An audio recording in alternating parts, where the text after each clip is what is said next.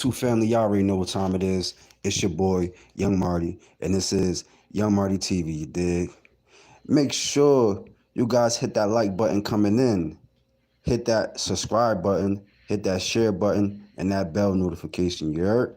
You already know. So you can be notified when I drop a new video, like this one right here. But before I begin this video, I want to send a special shout out to my subscribers. You know what I'm saying? Thank y'all so much. And I appreciate the love and support. You know what I'm saying? You guys also are welcome to purchase a super thanks, you know what I mean? To show that extra love and support to the channel. You dig? Y'all already know. You know what I'm saying? So yeah, man, shout out to y'all, man. Shout out to everybody. You know what I'm saying? Shout out to all my subscribers. You know what I'm saying? Everybody that's been tuning in and just watching my channel, man. You know what I'm saying? Just supporting your boy, man. Uh I got a cool let me say it like this. I got a dope story time for y'all. You dig? And like I said before I begin this video, for you guys that see the title, yes, that's exactly what it is. You know what I'm saying? It's about, you know what I mean, me getting locked up in Georgia, you know what I'm saying, with my cousin Tommie Lee.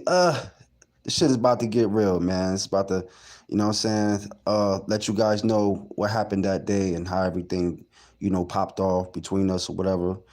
And where we stand at today. Of course, there's going to be more videos to add to this one because it's just so many things to unravel and everything. But I wanted to talk about shout out to my subscribers. Let's jump right into the topic, man. Let's jump right into this video. I ain't gonna waste no more time on this one, you guys.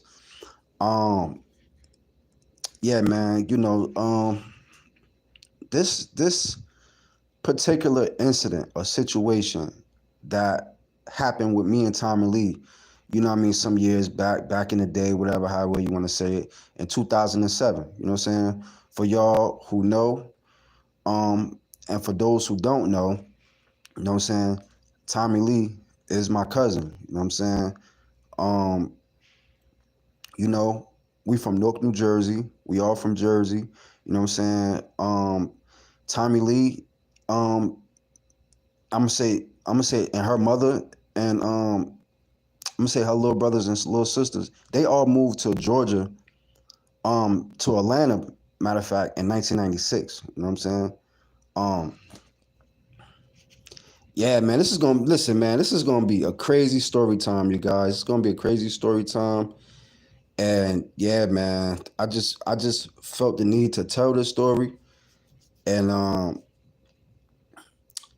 well, it's just, man, this is, man, listen, this is something that affects me dearly. You know what I mean, hurt me still to this day. I mean, of course, there's some other things that, you know, popped off between me and Tommie or whatever, and, you know, where we at today, whatever. But I just felt the need to tell my story, man, tell this story, especially to my new subscribers and the people that's just coming into my channel. Like, you know what I'm saying, y'all don't really know me, y'all don't really know what this whole Young Marty TV thing is about. You know what I'm saying? Tommie is actually one of my inspirations to why I do what I do. You know what I'm saying? Her, Fetty, Monty, you know what I'm saying? They are the reasons why I do what I do, why I take this Young Marty thing so serious. So, Tommie's my cousin.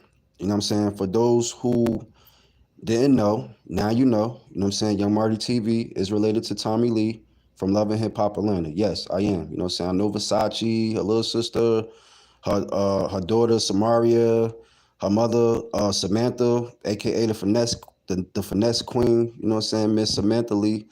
She also followed me on Instagram. But anyway, you guys, I wanted to jump into the story because I feel like this situation that occurred between me and her, it could have changed her life. You know, it could have went completely different for her had I snitched, but I didn't. So anyway, you guys, anyway, Tommie Lee's my cousin. We from Newark, New Jersey. Y'all already know I'm from Newark. If you don't know, go look at my videos. You see I got videos of me like showing you guys around Newark, like from the movie theaters to, you know what I mean, being downtown Newark to fucking East Orange. Patterson, like I'm really like all over New Jersey. Like y'all could just go check out my other videos, my previous videos, and y'all see me. I'm in the hood. You know what I'm saying? All types of stuff. You know what I'm saying? So yeah, I'm from Newark, New Jersey. Tommie's from Newark. They moved down south in the '90s. They moved to Atlanta in the '90s, and shortly after that, in '97, me, my mother, my little brother, and little sister, we moved to Atlanta. And we was all living together from '97 all the way to 1999. You know what I'm saying? We were all lived in the same houses, went to the same schools, ate the same food, slept in the same beds, all that shit. You know what I'm saying? It was fun. Like the '90s for us as kids, it was fun. I'm not gonna lie. It was straight fun in the '90s, growing up in Atlanta, Georgia, in the '90s. You know what I'm saying? Like it just was a crazy time. Like we seen fucking About It when it first came out with Master P.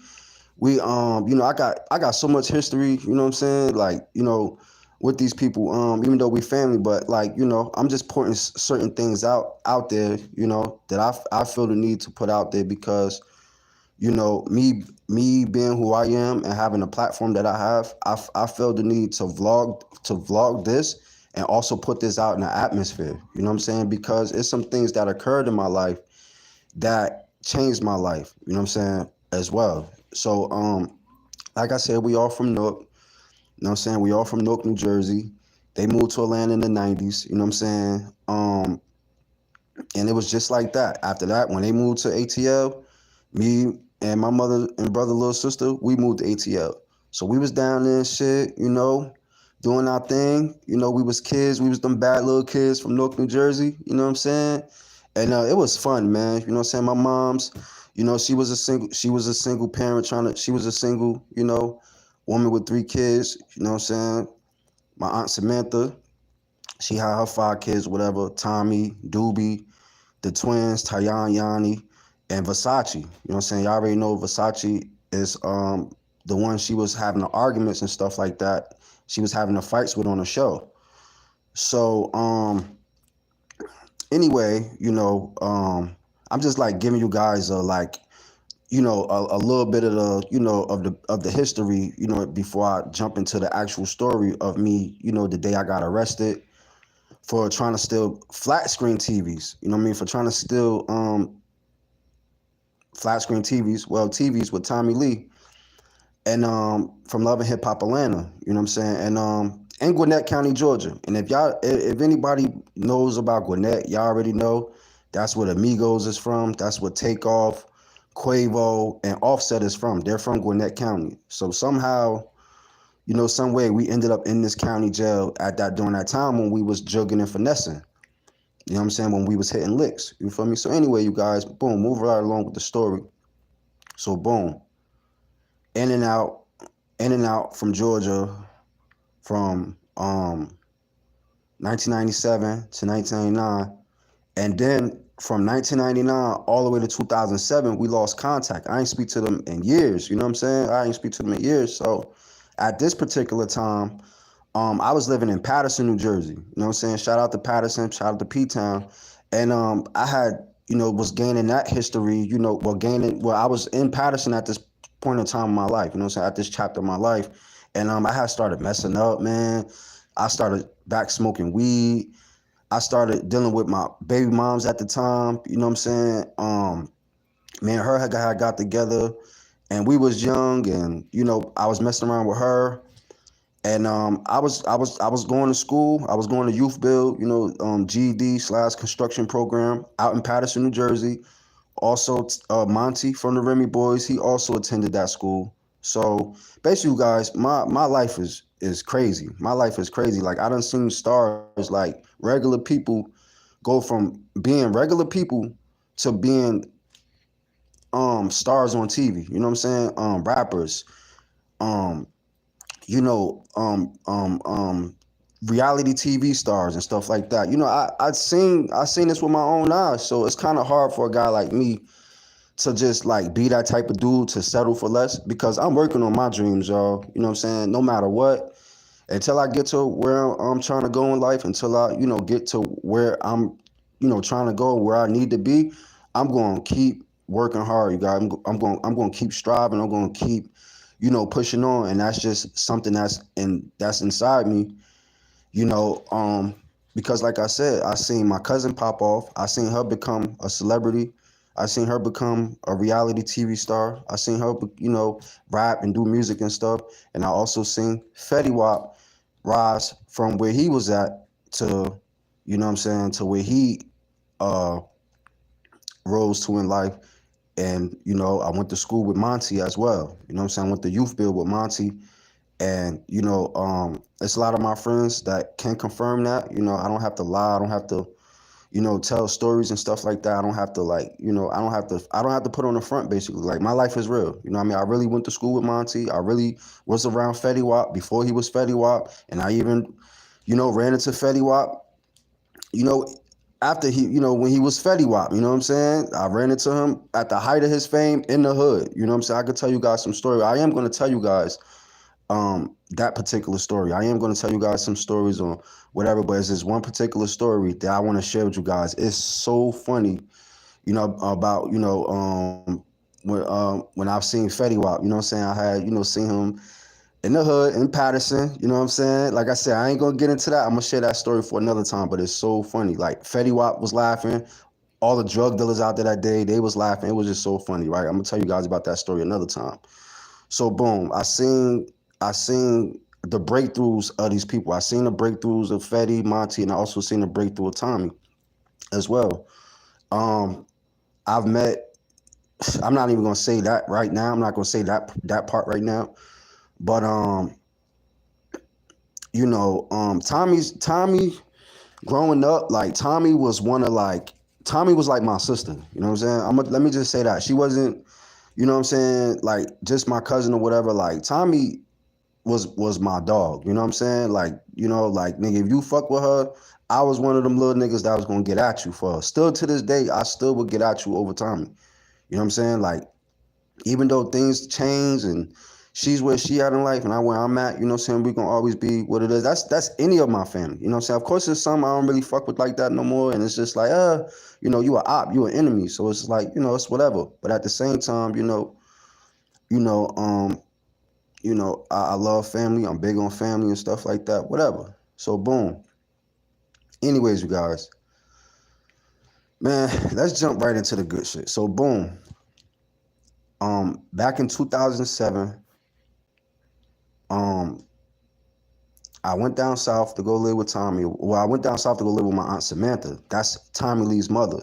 So my moms and Tommie moms got on the phone and shit because, like I said, at this time I was messing up. I was living in Patterson, New Jersey.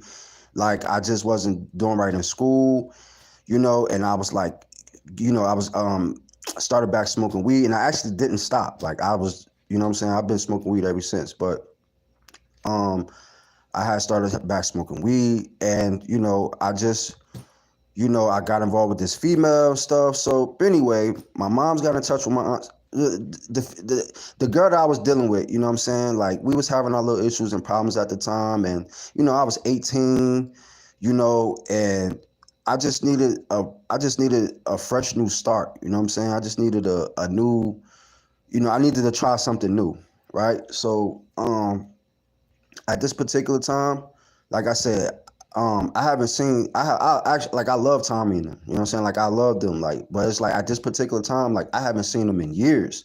So when my mom's brought that to my attention, she was like, "Oh, won't you call your Aunt Samantha?" She's like, "Oh, I'm about to call your Aunt Samantha, and you about to go down south and live with them. Da da da. You about to go to Atlanta." So, I'm all happy and shit, but like I'm so happy because like I haven't seen Tommie and them. Well, Tasha. I'm gonna say Tasha. I haven't seen Tasha and my Aunt Samantha and them since the 90s. You know what I'm saying? My little cousin Tayan, Yanni, Doobie. You know what I'm saying? The other two kids, Greg kids. She got a baby father named Greg. I didn't meet them two. I didn't grow up with them two. But the other 5 kids, I grew up with them. You know what I'm saying? Because when you, that's like your distant family, like your down south family. You up north in New Jersey, whatever. But anyway, she ended up having 2 kids along with the other 5. And like I said, this particular time when I went down there, like I didn't even see the twins. Like I only saw Versace and Tommie. You know what I'm saying? I only saw Versace and I only saw Tommie. So boom. This is not 2007. You know what I'm saying? My mom's getting in touch with Samantha, Tommie Lee's mother. You know what I'm saying? My mom get in touch with her moms and shit. She let her know, like, yeah, your nephew, you know, he messing up here. He need to come down there and change his life. Woo-de-woo, he need to try something new, try something different. So, boom, it was set. You know what I'm saying? At that time, I ended up signing myself out of diapers, which I should have never did. Now that I had thought about it, because, you know, they was giving me little stipends and shit. They made sure I had a place to stay. They was going to give my own apartment and everything. And I signed myself out, you know what I'm saying? Because, first of all, I was 18. I've been in the system since I was 9 years old. You know what I'm saying? And what Tommie and them don't know is once we left Atlanta in 2009, when we got to New Jersey, my mom's lost us. Like, my mom's lost us to the system, bro. You know what I'm saying? Uh, let's get into these comments. Nate E said, where you black up, huh? I can't see your black. Hey, bro, I'm in a dark room vlogging. Like, this is the scene. Like, this is the setting. It's a dark room. You see the light, the you see the lights flashing in the background. That's the setting, bro. Like, just listen to the words that I'm saying, bro. Like, just listen to what I'm saying more or less than trying to see my face. If you want to see my face, whatever, go look at my other videos, bro.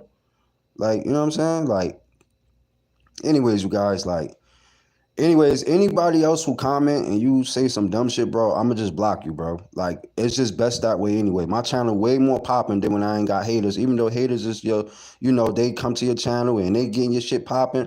But like I said, if you say some off the wall shit, I'm block your bitch ass. You know what I'm saying? Straight up. That's how I'm coming. And I wasn't a big fan of blocking people. I just would leave y'all. Oh, whatever. Who cares? But now I see the goodness in blocking people. Like, I see the use. Anyway, I see the good in blocking a motherfucker. And I will block your bitch ass. So don't come on my channel popping shit or talking that weird shit, bro. Like, cause I ain't like, bro, I ain't the one, bro. In real life or in anywhere, I ain't about to be talking like that. Cause this ain't. First of all, this is not that. Anyway, you guys, boom. Anyways, you guys, staying on a more positive note, you know what I'm saying? These comment section, y'all people in the comment section, bro, I swear to God, y'all be, I don't know, y'all be weird, bro. Y'all be saying the dumbest shit sometimes. Like, y'all need to pay attention to the title of the video, bro. Pay attention to the video, bro. Stop, like, worrying. That's what y'all people problem. Like, y'all, I don't know. People be worried about the wrong shit, bro. But anyway, back to the story. Back to the story time. So, boom. It's 2007. I'm 18 years old. My mom's got in touch with my aunt Samantha. And at this particular time, y'all, I ain't going front, bro. Like, I was kind of like still wet behind the ears. Like, I didn't think nothing of, like, your birth certificate, social IDs and shit like that. Like, when they got in touch with each other, when my mom's got in touch with my aunt Samantha, I just left. Like, I just left. Like, I didn't, you know what I'm saying? I just pretty much just left, you guys. Like, I didn't, how can I say this? I wasn't fully prepared, right? I'm being honest with you guys. I wasn't fully prepared. So, had I had my ID, my birth certificate and social, maybe Tommie wouldn't have kicked me out that time and ultimately let me move back in her crib. I'm gonna tell you guys what happened. So anyway, I go down south. My aunt Samantha, now, mind you, these people done been in the news for all types of shit. You know what I'm saying? My aunt Samantha, she done been on the Jerry Springer show.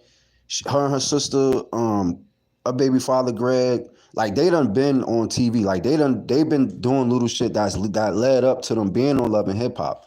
So, even with my aunt Samantha making a newspaper for being a squatter, you know what I'm saying, squatting in people's houses, mansions and shit like that and not paying rent. They just squatting in it.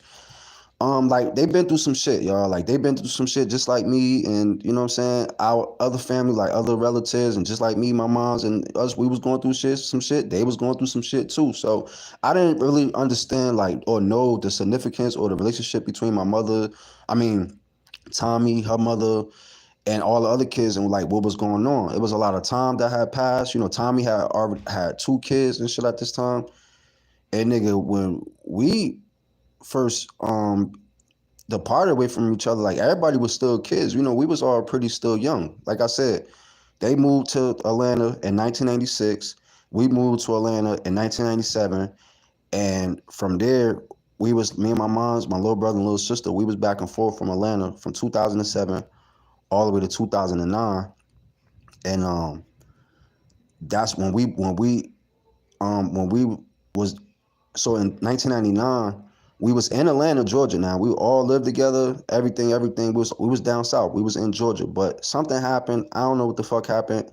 Um, you know, anyways, we ended up moving back to New Jersey. You know what I'm saying? We ended up moving back to New Jersey, and soon as we got back to New Jersey, you guys, we got taken away. When I say we, I mean my aunt's kids. A lot of her kids got my cousins. They got taken away. I mean, DIFAS, like the system took them away, and I didn't know what was going on. I was a kid at the time, so and ultimately, right after that, like during this time, we also got taken away as well. So I don't know if I know my mom's was still keeping in touch with my aunt Samantha and them, but I don't think she was telling them like the story of what really happened with her kids. You know what I'm saying? I think she just was just like lying to them, like, oh, you know, they up in New Jersey, whatever, they taken care of. But in our actuality, in our reality, we was in DIFAS care. You know what I'm saying? We was in foster care and stuff like that. So yeah, y'all, I went through foster care and all that shit. When I was a kid growing up, man, that shit was crazy. You know what I'm saying? I lived in mad um different places, different houses and stuff like that. I lived with a lot of, you know, different foster parents and stuff growing up, you know, and ultimately that led to me going and getting involved with other systems. I ran away when I was 11 years old from my foster mother house.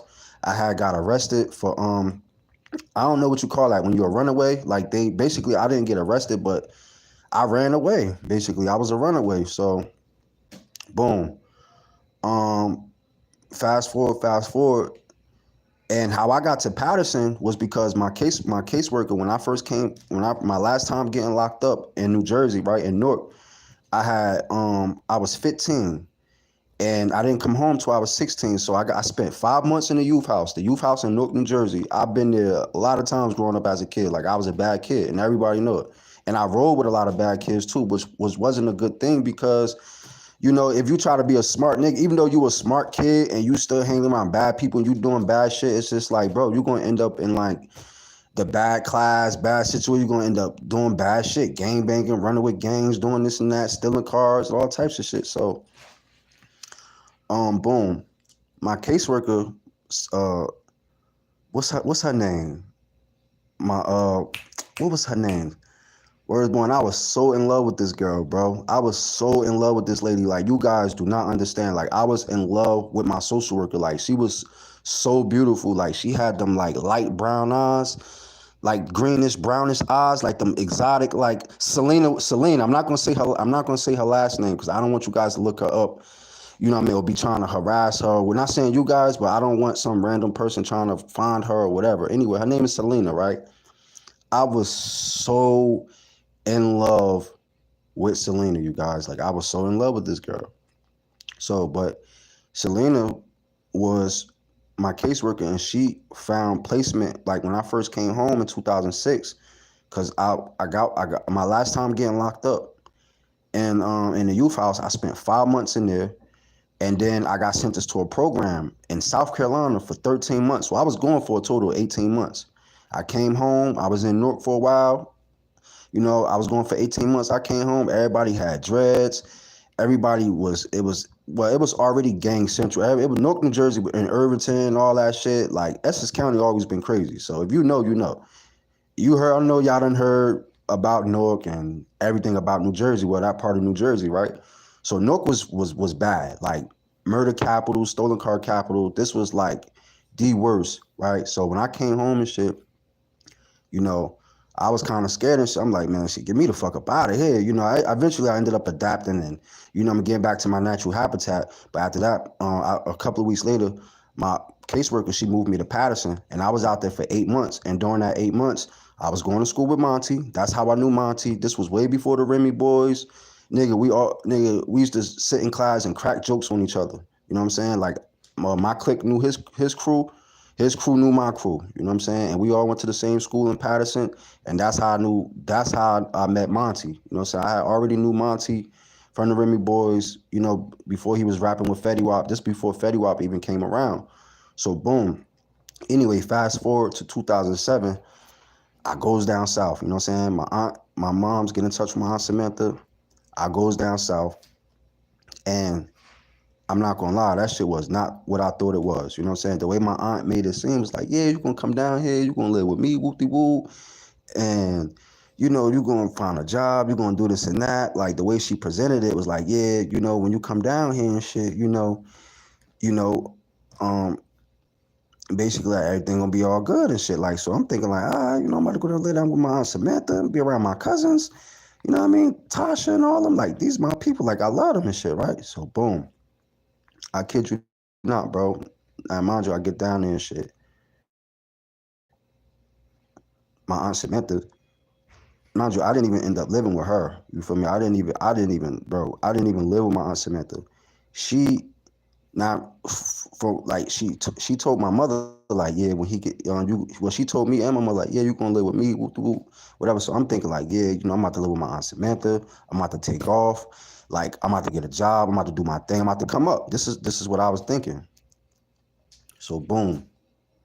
Um, I gets down south. So I get down there, boom. So I get down there, right? Boom. My aunt Samantha, like, yeah, like, bro, it was, first of all, when I got down there, I got in the wrong car, you guys. I'm 18. I'm still like, I'm like, you know, I don't like, anyways, I thought the car cause the dude who rolled up, it's a crazy story. I never told this story before, right?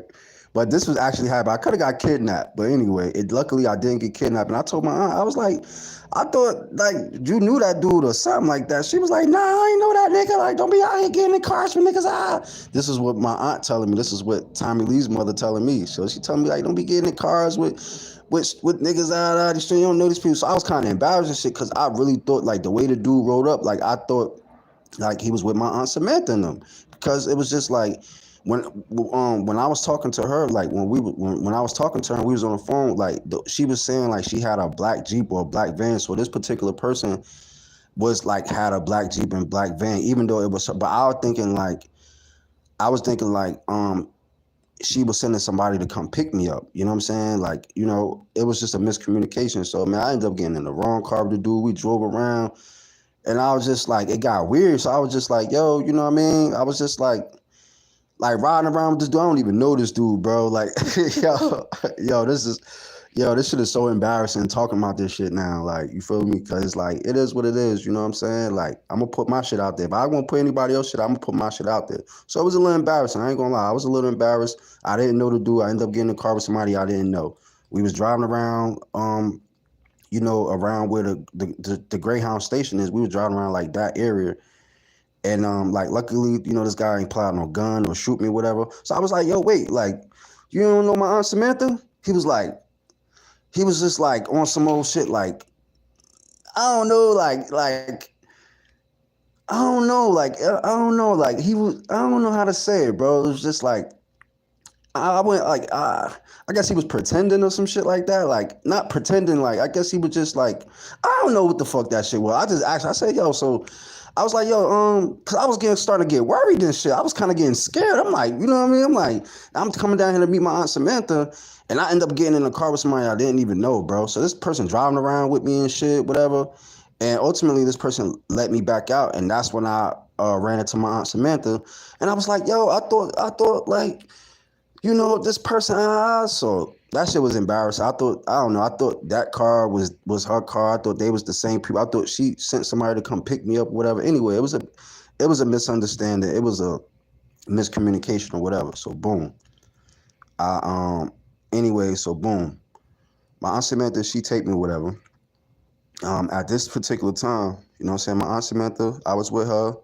You know, she was working, she was getting a house built in Georgia. Like she was getting some house built somewhere in Georgia, somewhere like near Atlanta or some shit like that. Like it wasn't like, you know, she was building a house with her. I remember like she took me over there, and you know, I was around the other kids, whatever, but I wasn't around the boys. Like I didn't see Tyon, Yanni, and Doobie. Like I didn't see them. So anyway, boom, boom, boom.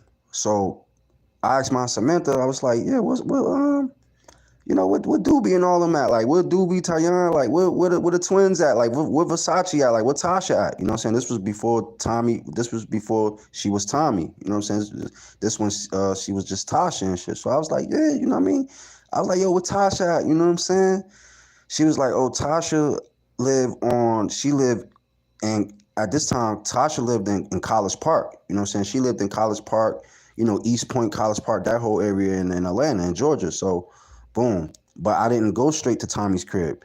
My Aunt Samantha had me, basically, she got in touch with somebody that she knew. Like, yeah, she let them know. She was like, yeah, my nephew, he needed a place to stay. Whoop, doo, ah, ah. So I basically started living in this house in Georgia. I was the only one there. It was somebody, like, it was, I would say, her friend's house, and at the same time, they was moving out. So I think they had like 40, maybe, like, maybe a month or two to be there, like, before they closed the property down. So my Aunt Samantha finessed and got me up in there. That's why she's the finesse queen, and that's why her name is the finesse queen. So boom, and that's why she's the finesse queen, and that's who she is. That's where this whole, like, the whole jugging and finessing, that was in Georgia. But you know what I mean. Anyway, my Aunt Samantha was like, she was a jugging and finesser. So that's when I first got introduced to what jugging and finessing was, and ultimately that's what led to me basically starting to understand, like, how the whole Atlanta, Georgia scene get down. Like, once I got arrested and everything, and I started talking to some inmates in jail, and they was letting me know how they get down out here in Atlanta. Like, they slick, they slithery people. Like, just cause they down, you might think, oh, they Georgia, they some slow people, this and that and third. Man, listen, dog, you are highly mistaken, bro. You are very mistaken. Like, these people is nothing to play with. You know what I'm saying? So boom. Anyway, I'm down in Atlanta. I'm staying at this house. You know what I'm saying? My Aunt Samantha, she got me up in this crib, whatever. I'm staying there rent free. I'm not paying no rent. And I basically had to find my own way. Like, bro, when I went down there, bro, I don't think I even had money like that. Like, I think I only had, I don't know, like, I think I only had a couple of dollars, like, in my pocket. I didn't have much. So I'm like, yeah, auntie, let me get some money, whatever. Word is born, my Aunt Samantha, she pulls out a 20, give me $20 and the U-Haul truck. I remember that day she was driving around and shit. We was driving around, and basically at that time, my Aunt Samantha, she wasn't stable. You know what I'm saying? I remember we went to her sister's house. Um, we was over there chilling, and nigga, the first time I ever drunk wine, it's this wine called Manischewitz. This the first time I drunk this wine. That shit had me feeling woozy. Like, it had me feeling like good. You know what I'm saying? It's my first time ever drunk. And I was drinking with my Aunt Samantha, Tommie Lee's mother. Yeah, we drunk. I drunk wine with my Aunt Samantha. Like, she, you know what I'm saying? I drink with her one time or whatever. So, we was drinking some wine called Manischewitz, whatever. I mean, we was at her sister's house. And she would come pick me up from that house or whatever, just to, like, kind of get away from, you know what I mean? She was, and at that time, I had got a job and shit. I started working at this temp agency and shit. Man, I only worked at that bitch for 2 or 3 days, bro. I was working in a freezer. That bitch was cold as hell. Nigga, I worked there 1 or 2 days, nigga, and nigga, I never went back. So anyway, boom. So while I was living in this house, it was in back of the house, it was my aunt Samantha friend's nephew. He lived back there. And yo, word is born, bro. He was from Newark as well. He was from New Jersey too, but they had been down south for years. Like, they had, been down south or whatever. So, but his girl, she was Asian. No, excuse me. Sorry, not Asian. She was Arabic. The people who had them dots on their head and they families own gas stations and shit. She was one of those type of people. So anyway, and they had a big ass dog too. They had a big ass pit bull, bro. I used to always be like, you know, kind of worried about that dog, like, hoping that nigga don't bite me and shit. So anyway, my Aunt Samantha, like I said, the people who lived in the back, like, I guess they people owned the house, whatever, and like in the back was like a shed or whatever. It's like a little mini shed, like house kind of situation, and they lived back there. Word is born. I went back there and shit one day, and from there, I just got cool with bro. Like I went back there and shit, and bro was smoking heavy weed, like smoking the gas, like you feel me? So nigga at that time, like, I smoked weed and shit, and I ended up getting cool with bro, and I remember I had helped him move and shit. I had helped him move somewhere deep in the South. That shit was like maybe like an hour or two away from where we lived at in Atlanta. That whole little area, like College Park, Atlanta, East Point, that whole shit. So they moved from that area. And they moved more like in the country part of Georgia. So I had helped them move or whatever, and it was pretty cool. You know what I'm saying? They gave me some money, threw me some bud. You know what I'm saying? They threw me some weed. He was pretty cool. His girl was pretty cool. And nigga, her family owned the gas station. Like I remember on the way to where we was going, like we ended up stopping at her family house at a gas station, and she, her family owned the gas station, or maybe owned a few gas stations. I don't know, but I know at this particular gas station that we went to, her family owned that gas station. You know what I'm saying? And then on the way to the house that we was going to, we stopped at her family house. This big house or whatever, and it was just like, bro, like, it was real cool or whatever. So I helped them move or whatever. I helped them move down. I helped them move to where they was going. They threw me some money, threw me some bread. And at this particular time, like I said, I was finding my own way from that house. Like I would leave from out that house and I would go and basically learn the area. Like, you know what I'm saying? So eventually led me to the street part where like all the stores is at, all the stores and stuff was at. So I used to go out and try to find a job, do this and that. Man, that shit was not working for me. So, and then I was down there. I was pretty much by myself, even though I was supposed to be down there living with my Aunt Samantha. But when I got down there, like I said, I thought I was gonna live with her, but she had me living somewhere else. You know what I'm saying? I guess she felt like, yeah, you 18 you 18, whatever, whatever, and I'm gonna just put you somewhere, and that's my nephew. You know what I'm saying? Whatever. So they let me come stay there.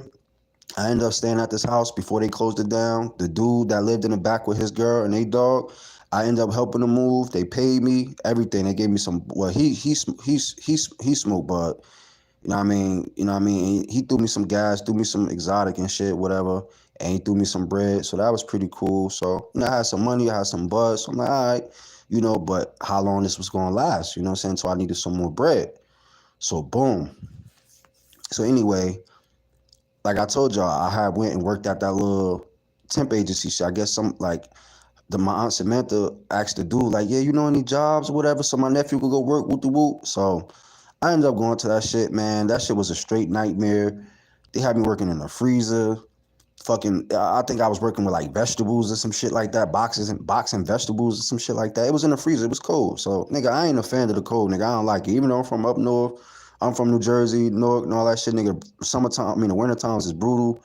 Nigga, New York City is right there. You know what I'm saying? Nigga, I done been in New York City in the 90s when they had them snow, like, big snowfalls, and it was crazy. It's cold. Like, nigga, y'all know how up north is. It's cold. Like, I don't even want to tell you about the time I went to New Hampshire, and nigga, I seen snow piles all the way up to the fucking roof. Like, dog, I've never seen no shit like that. So anyway, boom. I goes down south. I'm in Atlanta. I'm in Georgia. I go down there to live with my aunt. At least that's what I thought I was doing. I go down there to live with my aunt Samantha. That wasn't the case. She ended up having me living somewhere else. Basically, I had to find my own way. Whatever. I'm 18, whatever. This was literally a couple of months like before I turned 19. And I'm gonna tell you guys about that too. Boom. So things wasn't, basically like nigga, I was in there. I was in that house. It was like I was eating cans of food. I was basically surviving, bro. Like I didn't have no money, nigga. I didn't come down south with a lot of money. No, really to no money at all. I fucking didn't have an ID. I didn't have. I think I don't know. I think I might have had maybe one type of paperwork or something like that. Something I don't know. But I know I didn't have like the proper paperwork on me, bro. And because eventually when I started living with Tommie, which I ain't gonna get into that part yet. But like I said, when I came down south, I didn't have no credentials with me. I had no credentials on me, so I basically was down there ass naked trying to find my way. I don't know how I ended up working at that temp agency. I think they was just like hiring people. I was like, oh, just get them in here, whatever. But nigga, how the fuck I was gonna cash the check with no ID? You know what I'm saying? So boom. Nobody wasn't thinking about that at the time. I just was trying to work and make some money. So boom, that shit didn't work out. So I helped the guy move. You know what I'm saying? And let me tell you about that girl, bro. And not to crush on another man's girl, 'cause I'm not crushing on his girl, but she was a beautiful Arab woman. You know what I'm saying? She was a beautiful Arab, bro. She had that long black hair. Her skin was like that mocha, like that mocha complexion, kind of sort of. And she used to wear like them dresses, them dresses that them Arab girls be wearing. She would dress like that. And like the nigga that she with, he a hood dude. Like he from Newark, New Jersey, but it's just that they've been living down south to it. They've been living in Atlanta for years, like, for years. I don't know how long, but they were already stationed down there. They ain't been up from North, but he from New Jersey, so I don't know what it is, you guys. Back at that time, if you was from New Jersey and you moved to Atlanta or you went to Atlanta, them girls used to be on you. You know what I'm saying? Like that's my experience. Like me, when I used to say I'm from New Jersey, like them girls used to be throwing themselves at me. You know what I'm saying? Like it was nothing, right? Not saying it like that, but even though I smashed this badass bitch at Tommie's and her little complex area where she lived at, bro. I smashed this badass Spanish mommy, bro. I mean, she was bad, bro. She was she was Ecuadorian, and she was like some other like Mexican. I think she was she was she was Honduras and some other sort of type of like, I don't know, bro. She was some other type of like Spanish, like mixed breed, bro. But I'm telling you, bro, this was one of the baddest, bro. This was one of the cutest, sexiest girls I ever had in my life. Like I ate the twat and everything. I ain't gonna lie, I ate her coochie and everything. I wish I would have hit it raw and got her pregnant. Maybe I would have had a baby down there. And we would have figured that out. But anyway, I didn't get her pregnant. Whatever. I think I had a condom on when I hit it. But like I said, this was one of the baddest, girls that I ever smashed in my life. And I smashed a lot of girls. You know what I'm saying? From up north to down south. But like I said, this was one at this particular time from what, because she wasn't black, she wasn't white. She was just like a real beautiful Spanish girl. You know what I'm saying? And she, her sister that lived in the complex area, she was a stripper, bro. You know what I'm saying? I remember that night. Yo, oh my God, I remember that night when I went over her house, bro. And we was talking about Dipset. We was talking about like, what I mean? That type of shit. I was letting them know what kind of music, I was into and shit, I was just off my Jersey shit, you know what I'm saying? And, I went over her cribs. They had the fur rug, bro. They had the fur rug. You know what I'm saying? It was just like cool and shit. She was, and how the girl looked, she was a very short girl. She was very short and she was petite. Very beautiful, bro. Just a beautiful girl. She just was like, I don't know. She just was like bubbly. She just was like laughing at everything. You know how them Spanish girls, they be laughing at everything, but she just was like big on me. She just like really had a crush on me, like very affectionate, like kissing me and stuff, like kissing on me and stuff. So I ended up smashing her, a couple of times. I remember I smashed her at her house, and I also smashed her at my boy's crib that lived in the same complex area as Tommie, but around the corner. So boom. Rewind into anyway, so this, like I said, this was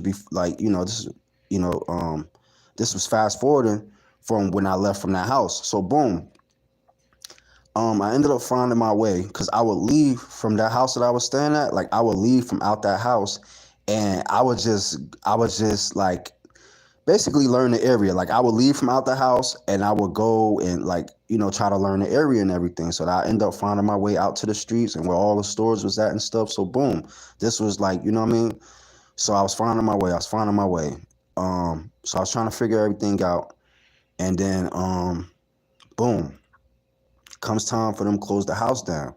Now, while I was sleeping at this house, bro, I remember I was eating cans of fucking beans and shit like that, nigga. I was like surviving, nigga. I remember I was eating anything in that fucking crib. Like that shit might have been old, I don't know, but nigga, I was eating, cause shit, nigga. Man, listen, I was trying to find my own way. You know what I'm saying? I was trying to, I was independent, I guess, and I was a young dude, and even though I'm down there, I'm living in Atlanta, and whatever, you know what I'm saying, and shit, I trusted my aunt and whatever. So, it wasn't just much as just that. It was just like, I'm an 18-year-old kid. I'm down there. Me, I was so optimistic. Like, I was so, like, I didn't think negative about the trip, even though I was finessed into thinking that I was coming down there to live with my Aunt Samantha. and she had me living. She end up moving me somewhere else, had me living at a house and shit her people's. It was her people's family house. It was like her people's people house or whatever. It was somebody that she knew house, and I know they nephew lived in the back. Like I said, he was cool as hell. He was dating the Arabian girl, and they had the I don't know I don't know. Let me say it like this. Like I guess like back then, like Georgia people like they had them gold rims on them, like them old school kind of cars. Like they had like them. He had one of those kind of cars. Like I think he had two of them, but one of those particular cars, like you know what I'm saying. He had like gold rims on them shits. Like he had two cars and shit, and I think they had another car, and they when they moved, they took all the cars with them and stuff. So I had helped them move. And and like I said, this dude right here, when he was dating that girl, I swear to God, yo, this nigga like kind of inspired me to get one of those type of females. And I used to always think to myself, like, yo, how the fuck he get that girl, bro? Like, you know what I'm saying? Like, how the fuck he get that girl? You know what I mean? And like, y'all know them Arabs, the ones who wear them dots on their forehead. He had one of those type of girls, and her family owned gas stations and everything. I don't know how he got her.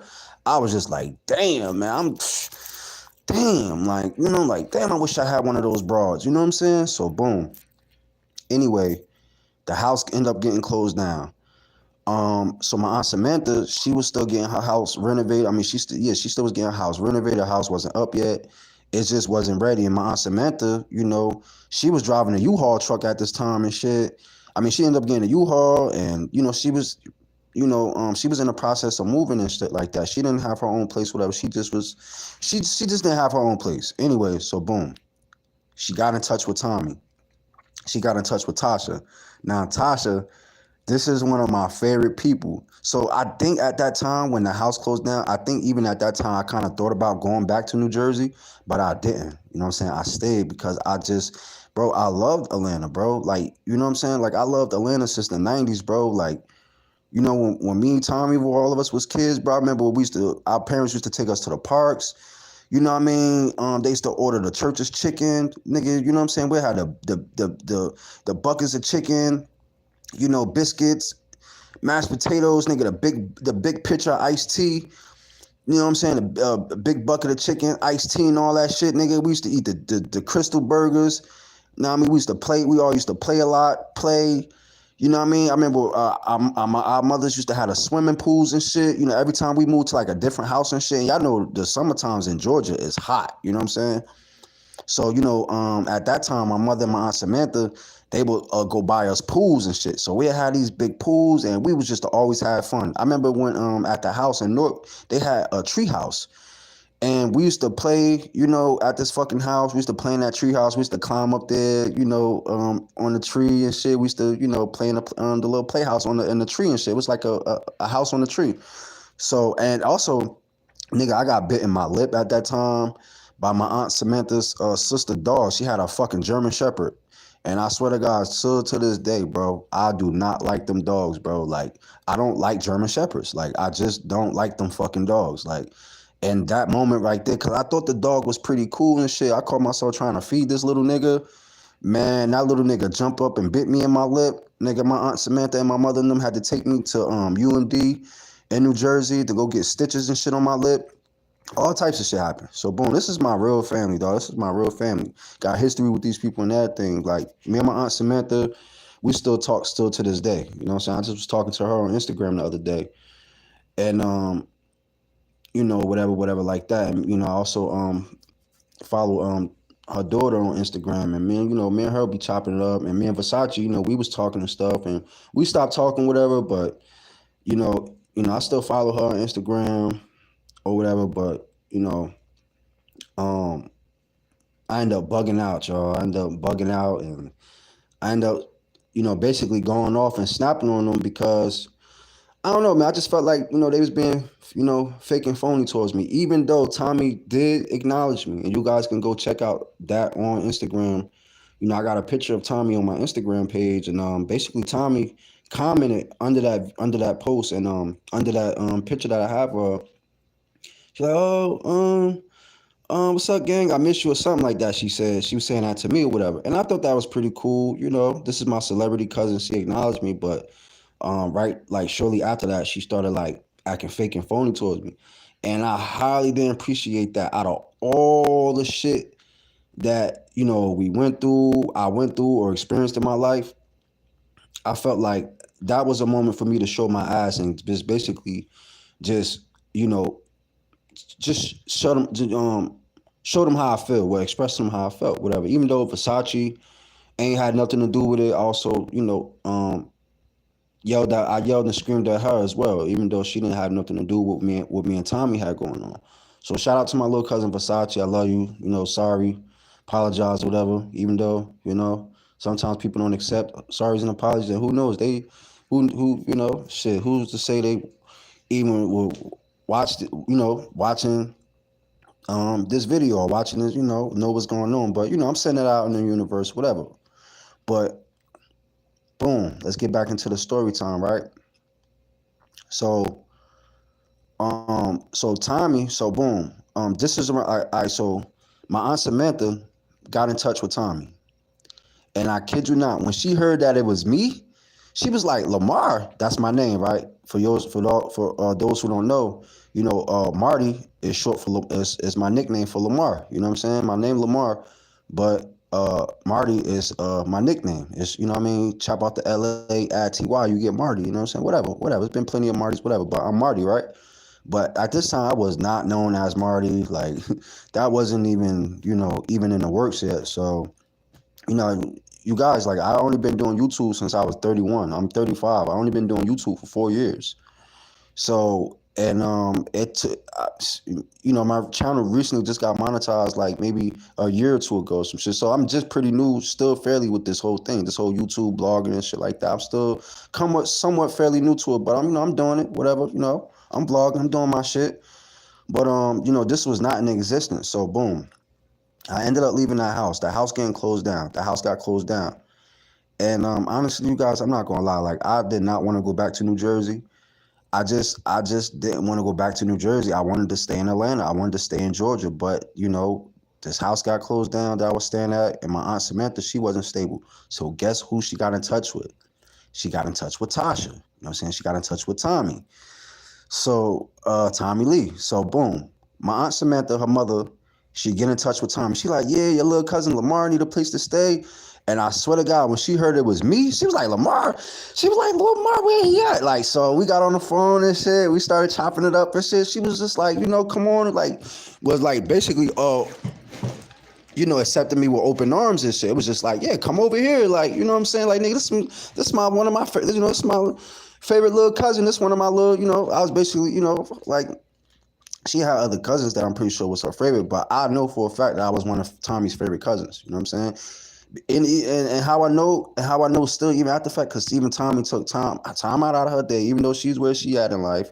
She's a celebrity. She already popped off. She already became a reality TV star. She already got hit records, whatever. So she still, even at the height of her fame, she still acknowledged me and say, oh, I miss you, gang. I posted a picture of her. I said something like, yeah, this is my cousin. She's so beautiful. And Tommie reacted to that post.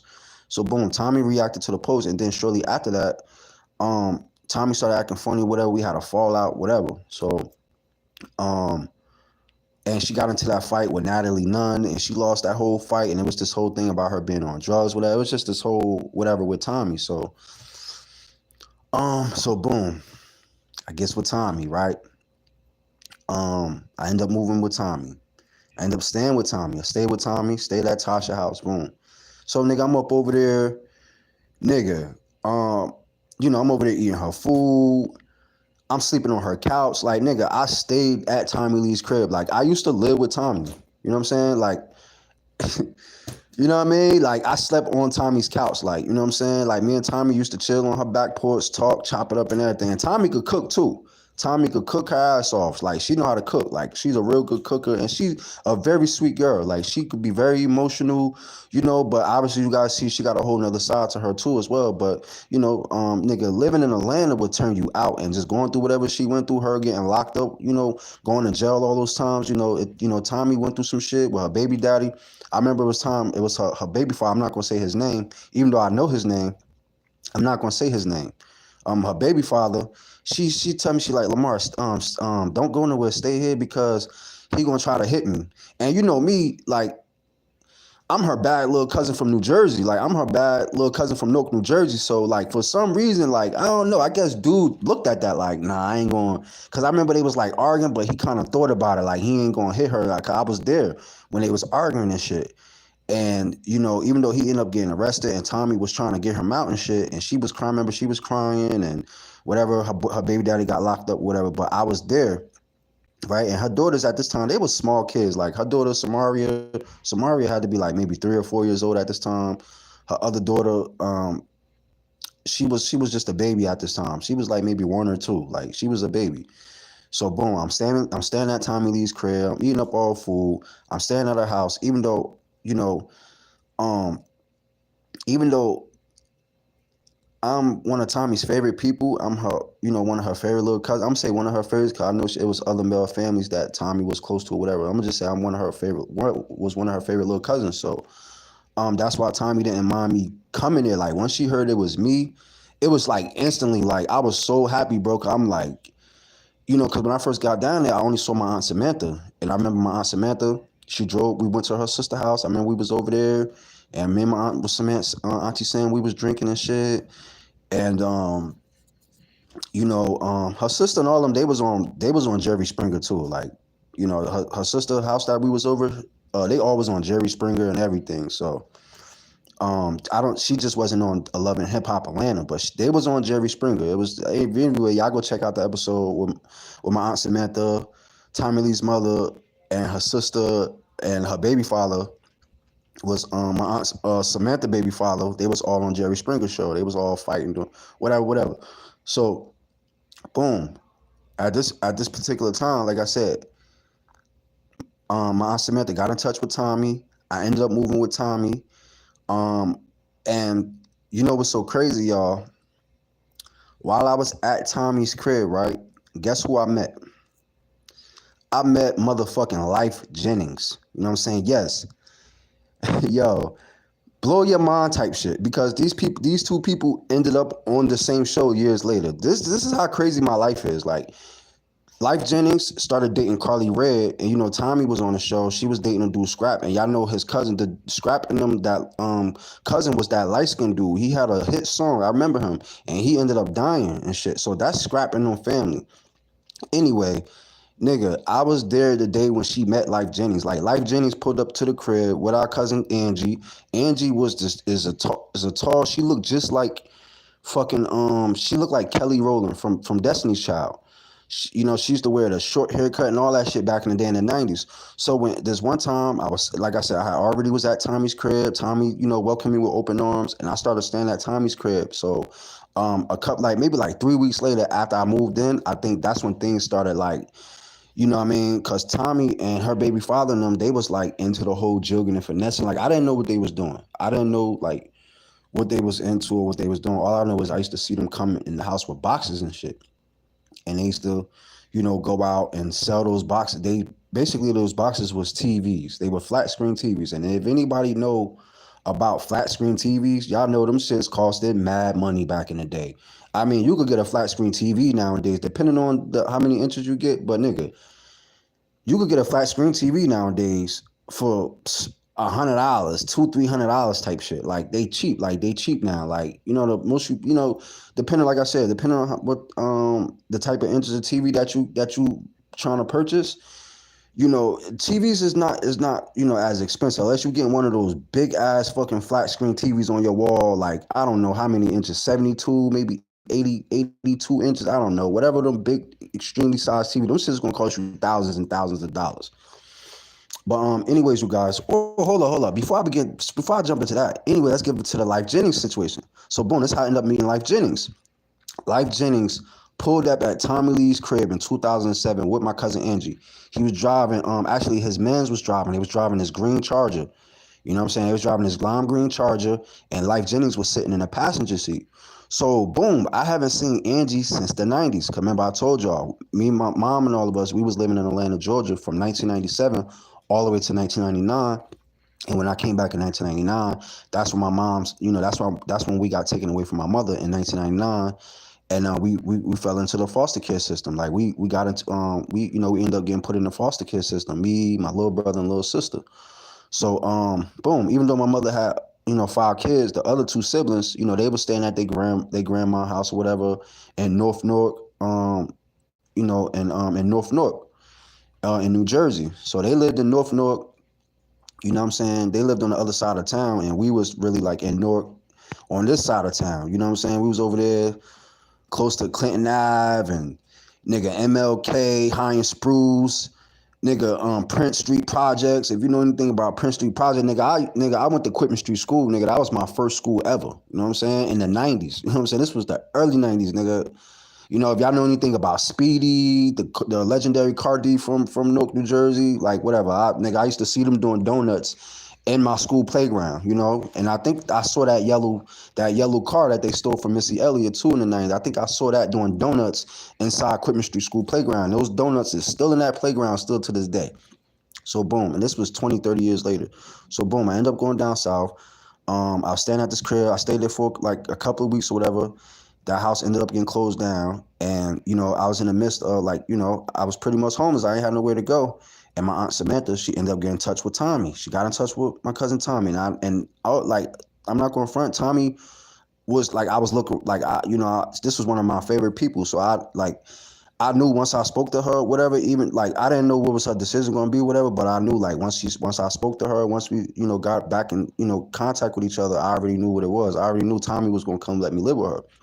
Or Tommie was going to let me live with her or whatever. So boom, as soon as my Aunt Samantha got on the phone with Tommie, it was instantly. As soon as Tommie heard who it was, or it was like, Lamar, oh hell yeah, like Lamar could come over here. That's my baby. I love Lamar. Like, Tommie's my dog. So boom, Tommie is a very beautiful woman, bro. Like she's very beautiful. Like, bro, I done seen my cousin undressed and everything. Like I didn't look at her like that. That's my cousin. I try not to look. She'd be in her bra and like little underclothes and shit, like panties. She's like, I ain't look whatever. It's my cousin, whatever. But like I said, Tommie always been beautiful. She always been, had sex appeal, and she always been sexy. And I done been in the house with Tommie when she was getting undressed and.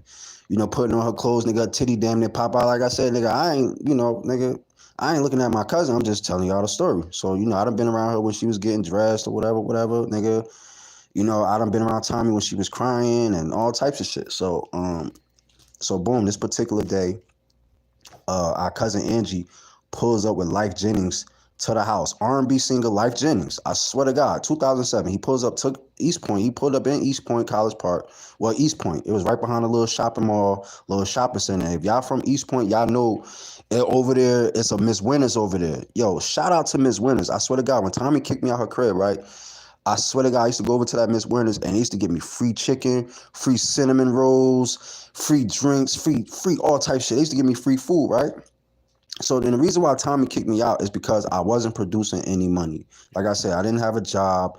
I didn't have a fucking ID. I didn't even have the proper credentials because after a while and shit, nigga, Tommie was like, shit, nigga, like nigga, go get a job, nigga, try to get a job and shit. Like, she'd send me out to try to go get a job and shit, whatever. It wasn't working out. It wasn't working. So boom. Anyways, like I said, Tommie. Well, Angie, she pulls up to the crib with Life Jennings. Now, I didn't know this was Life Jennings at the time. And I used to hear Life Jennings on the radio all the time. When I was locked up in 2005 all the way to 2006, I used to hear Life Jennings, SEX on the radio. I used to hear his other song on the radio. So Life Jennings was this was actually one of the first stars I ever met, like one of the first celebrities I met. So, and this was nigga, it wasn't no cameras around. It wasn't no Love and Hip Hop. It wasn't no rap videos. It wasn't no nothing. It was strictly Life Jennings pulling up in the hood, pulling up to Tommie's complex area with his mans, and Angie, with Angie. Angie brought him there from the strip club. So boom, like I said, Angie is our tall cousin. She looked just like Kelly Rowland. And when Angie saw me, I was sitting on the porch. And like I said, Angie haven't saw me in years. She haven't saw me since like maybe 97, 98, 99. She haven't saw me since the 90s. So when she saw me, she was like, who that, Lamar? I was like, yeah. She was like, Lamar. So she ran up to me, started giving me a hug and shit, whatever. And shit, and then she ran in the house. She was just like, she was like, let me go in the house right quick and talk to Tasha. So she went up in the house. She started talking to Tasha, and then like I said, I was so happy to see Angie. Nigga, I ran right behind her, nigga. So Angie up in there. I think Angie had her friend with her. I'm not sure. I think Angie might have had another girl with her. I'm not really sure. But Angie went up in the crib. She started talking to Tommie. So she telling Tasha, she like, yeah, guess who outside? She like, girl, guess who outside? And Tasha was like, who? She was like, Life Jennings. And she was like, Tommie got kind of scared and shit. You know what I'm saying? She got kind of like nervous and shit. Cause if anybody knew Tommie, knew Tasha, Tasha always wanted to be like a celebrity. She always wanted to be, like a model. And nigga, I remember the day my Aunt Samantha asked us. I remember my mother and my Aunt Samantha asked us in 1997 what we wanted to be. You know what I'm saying? And I remember Tommie clearly, what Tommie is right now, nigga, she pretty much manifested that shit. Like, that's what she wanted to be. She wanted to be a model, like a rapper, a singer. I remember Puff Daddy, Mace, the whole Bad Boy family. I remember that was her favorite, this was her favorite group growing up. This was her favorite, like, rappers. She loved Mace. She loved Puff Daddy. Like, she loved the whole Bad Boy camp, right? Biggie, Lil Kim, all of them. Like, so boom. Word is born. So Angie like, yeah, Life Jennings outside, whoop the whoop. So I'm like, yo, I'm about to go say what's up to this nigga. And yo, Angie, I don't think Angie was scared, but Tasha was like, no, Lamar, like, she was basically scared. Like, she's like, no, Lamar, you gonna scare him off? Like, cause Tommie, she was just like infatuated with like celebrities and shit. Like, she wanted to be a celebrity. And I guess, like I said, like everybody knew Tasha, that's what Tasha was into. Like, she was into like exactly what she is now. She into like the celebrity shit, basically just being like that type of person that's just like like a TV kind of person. Like, they just, what I'm saying, like they just different, what I'm saying? Like, they catch your attention. Like, she just, she just had that little TV kind of like personality about her. Like, she just, had an animated thing about her. And so boom, so Tasha was like, she was like, no, don't go outside and talk to him. Don't say nothing to him. Like, she was like, no, Lamar, you might scare him off. You might be scared with him. I'm like, man, that nigga ain't gonna be scared. I'm like, yo, I ain't gonna scare him off. So boom, I goes outside.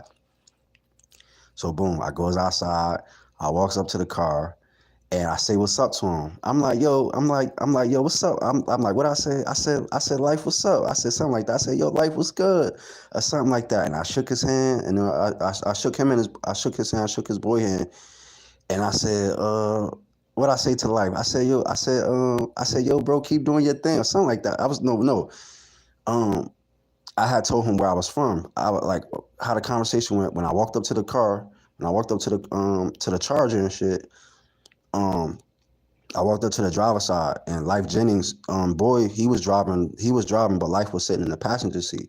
So I reached over, like I said, I shook his boy hand, and I shook Life hand. I was just like, yo, that's what's up, you know what I'm saying? I was just like, yeah, I'm such and such little cousin. I'm from Newark, New Jersey. Like, I let him know where I was from and shit. So, boom, it was real quick. It was like a real quick interaction. He was like, he had like that raspy voice. He was like, yo, that's what's up, man. You know what I'm saying? All right, that's what's up. Like, this is Life Jennings. Like, so boom. I met Life Jennings at Tommie Lee's crib in 2007. Kid you not. This is a real story, real talk. So basically a celebrity pulled up to a future celebrity's crib, and they both ended up on the same TV show. God, I mean, ironically, you know what I'm saying? I mean, like, whatever that fucking word is, whatever. So, boom. Tommie and basically, so Tommie, once I went outside and met Life Jennings. Like I said, I was sitting on the porch. Angie pulled up with him. They went in the house. I went in the house after them. After that, I came outside. I went up to the car. I shook his hand, said what up to him, told him keep doing his thing. I let him know where I was from. And after that, nigga, I walked away. He was cool. Like, Life Jennings was cool. Mad cool dude, bro. He was cool as hell. So, boom, I went up back in the house. And basically, Angie and Tommie went outside after that. They went outside and started kicking it with Life and his friend and the dude that Life was with. So boom, I was there the day Tommie met Life Jennings. Like I was right there on the porch, you guys. Like me, your boy Young Marty TV. Like I was there, I was right there. Like I was there the day Tommie met Life Jennings. Like I was there, I was right there on the porch. And I ended up going outside, shaking his hand or whatever, and introducing myself to Life Jennings. So I met Life Jennings. That was cool. That was a cool experience. Boom. So like I said, I was staying at Tommie's crib. Um, nigga,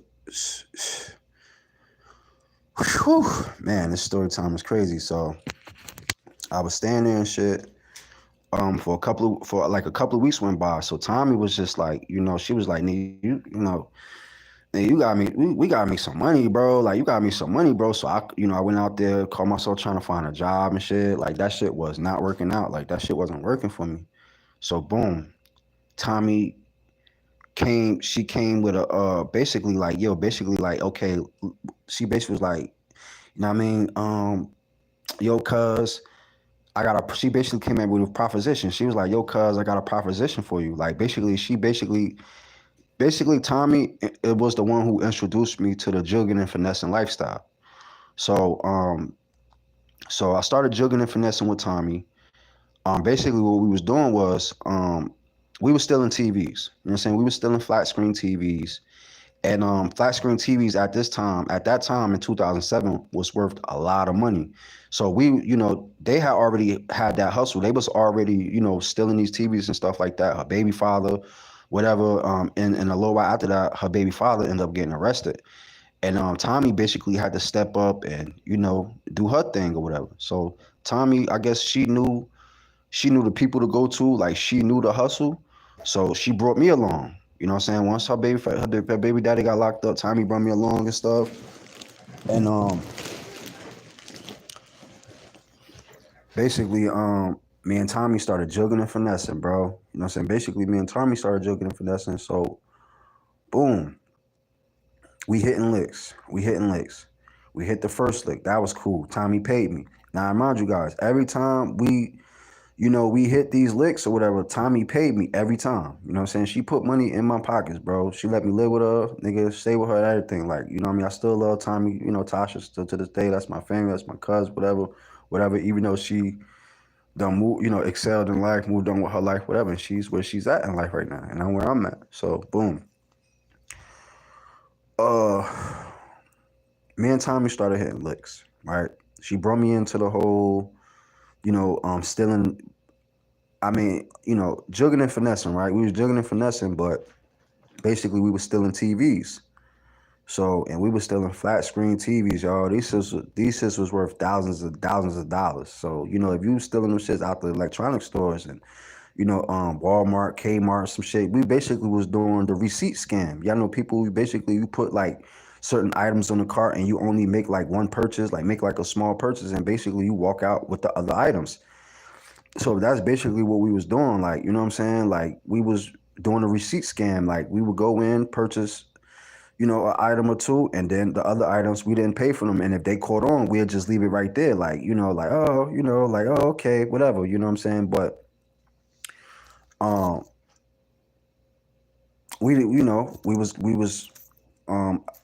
evidently, Tommie was the professional. Like I said, I was her little cousin being brought into this. I didn't know about this game. I didn't know nothing about this, you know what I'm saying? And this was just basically like a jug, a finesse, like a hustle. So boom, I got into it with Tommie.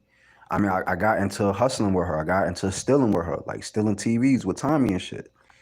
So boom, we started stealing TVs from different fucking electronic stores, you know what I'm saying? Walmart, Kmart, like, electronic stores, wherever they sold flat screen TVs at. And you know, man, we would go in, we would put them fucking TVs on the cart. We'd pick, we'd fucking, you know, um, pick an item, find an item, whatever. It would be a pillow or a smaller item, and we'll pay for that. We'll purchase that. We'll throw the TVs on the cart, and basically when we get to the door, the the person that's checking off the receipt, they basically see like, or not, you know what I'm saying? They basically see like, like that you purchased the item, whatever, because you got a receipt. So boom, this happened. Um, this went on. This happened a few times. You know what I'm saying? This happened maybe by like, not maybe. This happened 5 times.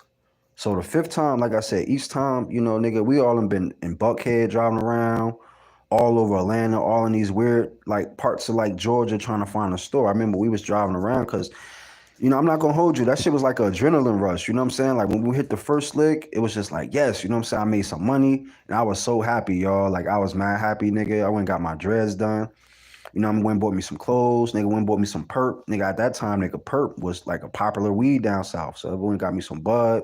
I was good, chilling. We caught another lick. After that, we caught another lick.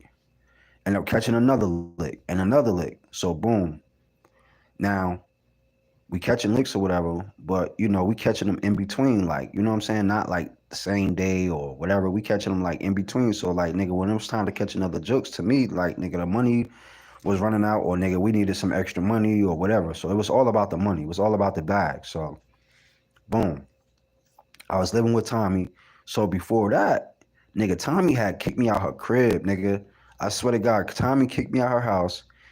Nigga dropped me, all my clothes off and everything, like across the street from where she lived at, like on the other side, like outside the complex, on outside of the complex, but like on the other side of the road and shit, like at the McDonald's and shit. So Tommie, she kicked me out. So she kicked me out and shit, and then nigga, I was out there and shit, nigga. I ended up living with people that I didn't know. You know what I'm saying? I ended up getting cool with somebody. I didn't know who this person was, but I ended up staying at his house or whatever. And at this time, nigga, I ain't gonna front. Like this was like a crazy time because nigga, I ain't had no money. I didn't like, you know what I'm saying? Like basically, like I felt like I ain't have nobody. You know what I'm saying? Like I felt like I ain't have nobody, even though I was down there with my aunt. You know what I'm saying? With my aunt Samantha, my cousin Tommie, and all of them. I just felt like, like I ain't have nobody. Like I was by myself basically. I was walking around trying to find my way. Tommie had kicked me out her crib and shit. I wasn't producing no money and shit. So boom, Tommie, she put me on the lick, she put me on the jokes, and then after that, like basically, um, but before I ended up moving back with Tommie, nigga, I ended up moving with a total stranger. I didn't know who this person was. I met them somewhere, and they like, they let me come live with them and shit. Brought all my clothes there and everything. So boom, nigga, I ended up, somehow, some way, me and Tommie got back in touch with each other, and Tommie, she let me come back and move back with her. So, you know, I caught myself trying to go back over to that house and shit to pick up all my clothes.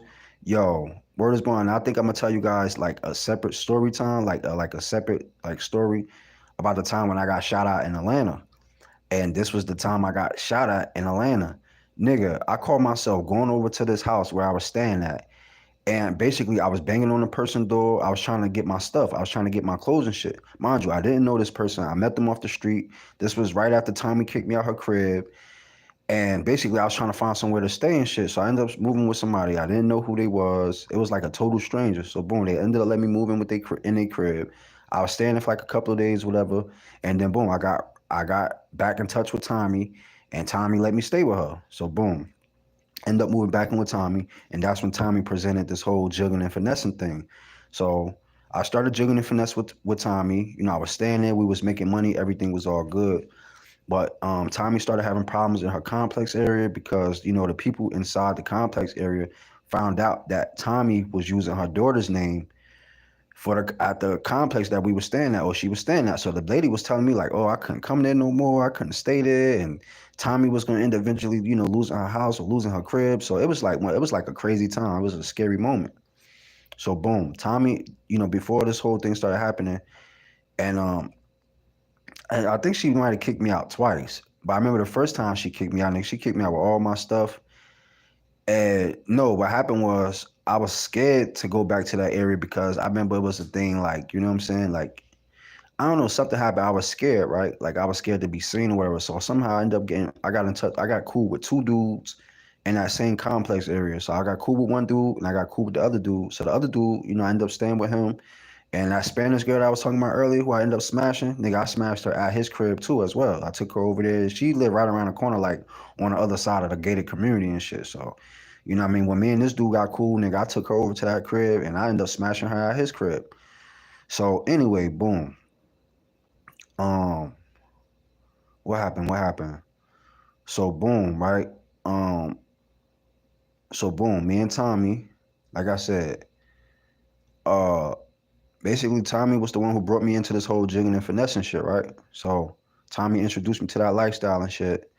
And, shit, me being her little cousin, you know what I'm saying? And me, shit, like trusting her, I'm like, shit, nigga, this my big cousin. I know she'll never do me wrong or steer me wrong, even though like we was bumping heads because we was having like a financial thing or whatever. Like it was like a financial like thing popping off or whatever. So she had stuff going on with her baby daddy, her baby father. I remember her, I think her and my aunt Samantha also, like, their communication wasn't all that great neither. So, even though, I was one of Tommie's favorite people, favorite cousins and stuff like that. And, we just all had that, thing from the 90s and stuff. And now I'm living with her at her crib in 2007. It was just like, now we older, it's crunch time. Like, nigga, we need money. This is Atlanta, Georgia. Nigga, you gotta, we need money. We gotta survive and shit. So boom, nigga, I started juggling and finessing with Tommie. And, the first time it was cool, second time it was cool, third time it was cool, fourth time it was cool.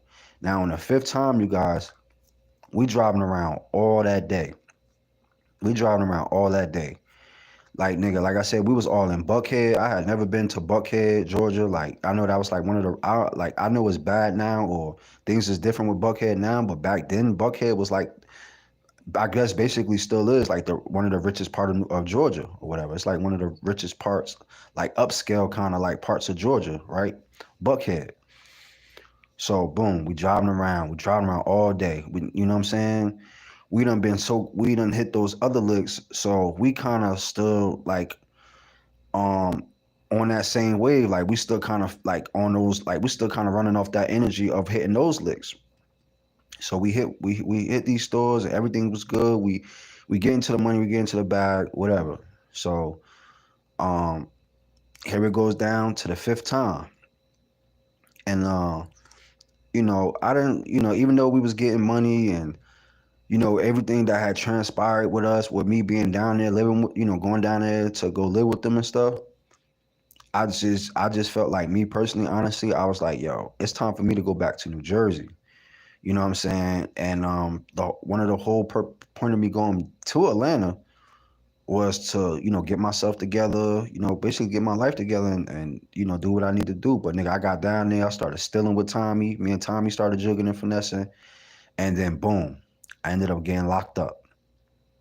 So, mind y'all, I didn't know shit about Gwinnett County. You know what I'm saying? I ain't know nothing about this part of Georgia. Like I didn't know, I just didn't know the laws and Georgia laws and stuff like that. I didn't know. I'm 18 and boom. So I'm hitting licks. I'm juggling finessing with Tommie. Now this particular day, bro, like when we was like trying to find a store to hit, like I don't know, man. Like I think like I said, me personally, I ain't gonna front, bro. I got desperate, bro. You know what I'm saying? I got desperate. I got anxious. You know what I'm saying? And I just thought like, I remember it still to this day, bro. Like I remember like when we walked in the store, Tommie went one way, I went another way, and basically, she was like instructing me like, yeah, put the TV, put the TV on the cart and shit. So I ended up putting two TVs on the cart and shit. So boom, bro, I put the fucking TVs on the cart. And remind you, bro, like how we normally do it, we used to go through the cash register and everything and go do the whole, purchase something, get the receipt and try to walk out the front door. But I'm not gonna call me dumb, but my ass, Man, I thought like, and mind you, bro, the fucking the fucking store got cameras all over the store, bro. Like, you know what I'm saying? Like, it's cameras all over this electronics store. Like, it's cameras, like, I think it was like a Walmart or Kmart, some shit. So, boom, they saw me, bro. Like, they saw me, bro. Anyway, bro, they saw me walk out the store with these fucking TVs. Like, basically, how I did it was, I was walking through the aisles with the TV or whatever, and like I said, I got anxious. Like I just was thinking about the money. You know what I'm saying? I'm thinking like, yo, once we get these TVs and, we take them to whoever we need to take them to, Tommy gonna give me my cut. And nigga, I can go back home to New Jersey, pay for my ticket, go back home to New Jersey. I didn't want to go home broke. I ain't want to go back home with no money. So I'm like, all right, boom, this is the last time I'm gonna do this shit. But truth be told, nigga, the last time I did it was when I got locked up. You know what I'm saying? So boom. I put the TVs on the fucking cart. And I'm walking around the store with the TVs or whatever. I'm walking around the stores with the TVs. And basically I'm looking for an exit. I'm looking for like a way to get out the store with the TVs, right? Like I just was like, fuck it, I'm gonna just walk out the backside door. Like I'm gonna walk out the backside door with the TV. So I end up getting to the back of the store, like on the side of the store. I get outside with the TVs. The TVs is on the cart. I get out to the fucking the parking lot. I'm heading up to the car. I'm walking up to the car with the TVs on the cart, and I kid you not, here come a big white dude and a big Spanish dude. They running right towards me. So I ended up, I ain't going front, bro. I got scared and shit. I was like, fuck, and shit. I was like, fuck. Like, they caught me and shit. They was asking me like, yo, did you purchase those TVs? Did you buy those TVs or whatever? And I'm like, yeah, I bought them and shit, whatever, whatever. He was just like, come with us and shit. So, boom. Um, they take me inside. They fucking, they taking off all they taking my shoestrings out my shoes. They questioning me. They take my belt. And basically they was like, who you with and shit. They was asking me like who I was with, whatever, whatever. And I told them I was with my cousin and shit. So boom. Tommy gets up to the fucking the up there to the door, and she was like, what's going on? Like Tommy finally gets up to where like the little mini office like where they had me at, and then they brought me out and they had me in handcuffs and shit. And then Tommy was just like, she was just shocked, bro. Like I could tell like she just was just like, she was scared too at the same time because Tommy had her daughter with us when we was stealing, and Tommy was afraid that I was gonna tell. I could tell she was afraid because, well, I didn't think that she'd think that I would tell, but in her facial expression when she looked me in my face, and word is born, I could see Tommy's like she communicated it with me by not saying it. She was like, please don't. She was basically asking me like, please don't tell, like, you know what I'm saying, like, don't say nothing. So boom, I ain't say nothing. I end up, taking my charges. You know what I'm saying? They banned me from the little electronics store, wherever, and boom, they put me in Gwinnett County Jail. Nigga, I end up spending 3 weeks in Gwinnett County Jail. And guess what? Nigga, I turned 19 years old in this county jail. You know what I'm saying? Like, nigga, I turned 19 years old in Gwinnett County Jail. And it's also, this was the first time I was in adult jail. Like, the first time being in an adult jail. Like, nigga, I ain't gonna front, nigga. I was scared, nigga. I told them I was gonna kill myself, nigga. They put me in a turtle suit, all types of shit, nigga. You know what I'm saying? So, boom. And this is kind of how I felt like, Tommy, her, like, basically, like, acting fake towards me or being, like, fake and phony towards me. I just felt like it was, like, a low blow because I felt like it was that particular moment right there when I got locked up. Fuck us, us growing up together, living in the same houses, and us being related and all that shit. I mean, like, nigga, we was outside. Like, nigga, we was jugging and finessing. Like, nigga, I was really jugging and finessing with Tommy. So, I ended up getting caught. Tommy didn't. I didn't rat. I didn't tell on Tommy. I didn't tell him like, yo, I was with her stealing. You know what I mean? And these TVs was worth thousands of dollars, bro. Like, you know what I'm saying? I didn't know that in Georgia, like if a TV is over a certain amount of money, it's considered a felony. So they hit me with a few felonies and shit and banned me from this electronic store. all types of shit. You know, they end up letting me out on papers. So boom, um, I found myself. So boom, I end up getting out of jail, and across the street, nigga, I went over to the Waffle House.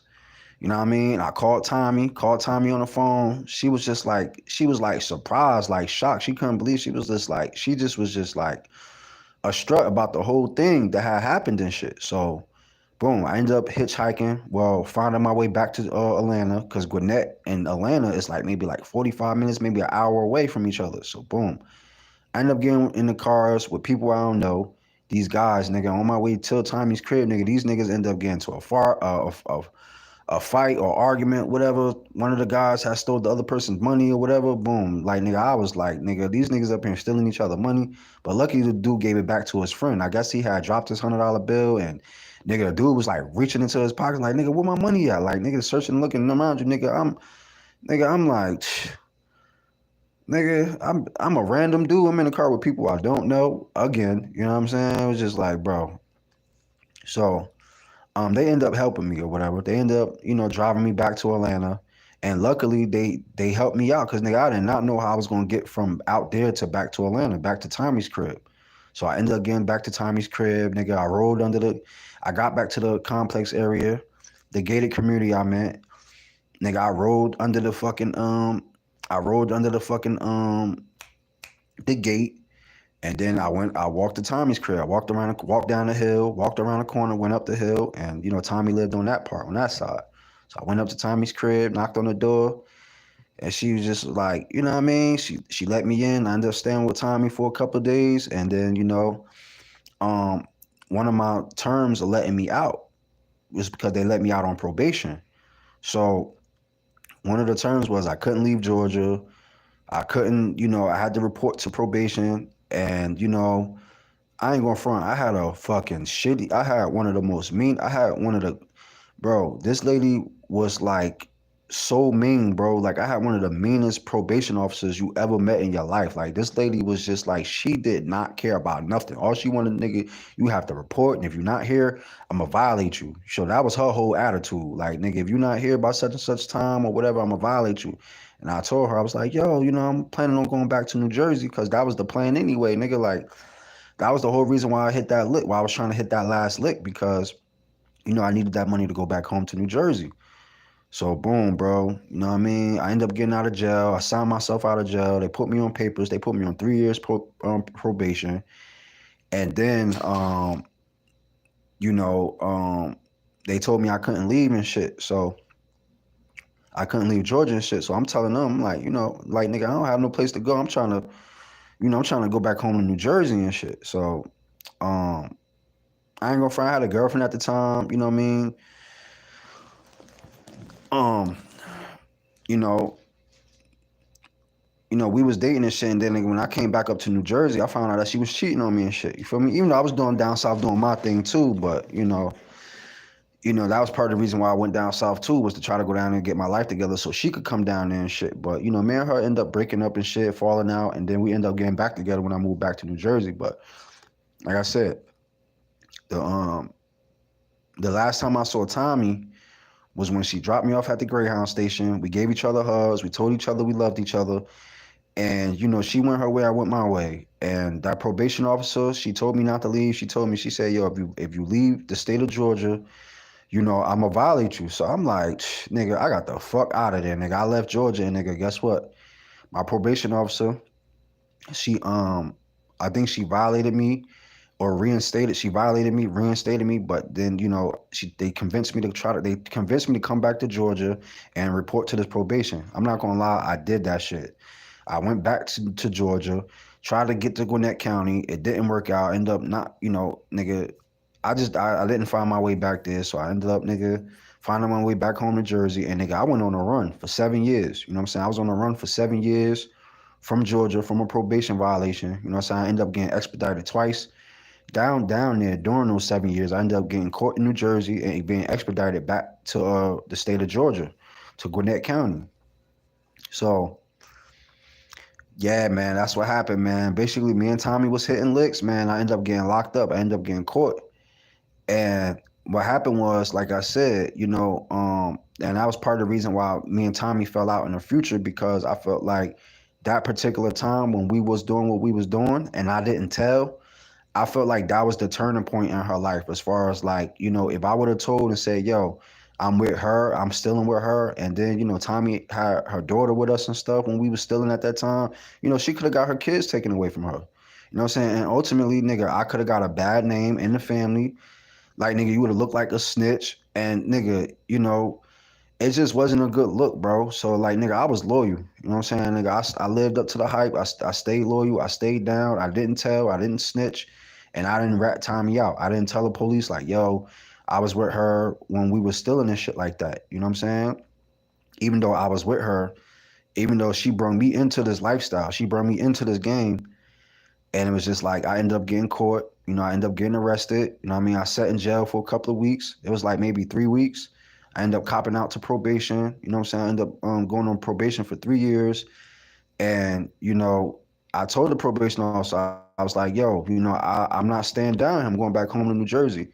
And I kid you not, y'all, she violated me. But I think like she had reinstated me because they convinced me like to come back down there, and I did go back down there. I tried to get to Gwinnett County. I tried to get to the probation officer, to this probation office, but it just didn't happen. It just didn't work out. Like I tried getting on a MARTA, catching a train, going out there and everything. Like this shit just, I was just having a hard time finding this probation office. So I just said fuck it. I gave up. Went back home to New Jersey. And basically, that's how I went on a run for 7 years from the state of Georgia from a probation violation. So, yeah, man. Yeah, man. That's my story time, y'all. That's my story time, man. Tommie, that's my cousin. Still love her to this day. Um, Even though I get like little fake and phony vibes from her, you know what I'm saying? I don't really, interact with her. So she actually blocked me. You know what I'm saying? She actually blocked me on Instagram. So it's like, she blocked me on Instagram, but I pretty much was following her on all my pages. Like, you know what I'm saying? Like, I'll follow her on Facebook, Instagram. Like, even though this was my cousin, I also was a fan of Tommie. You know what I'm saying? And what's crazy is because the year before that she appeared on Love and Hip Hop Atlanta in 2015, nigga, the year before, that's when I got off that probation from Georgia.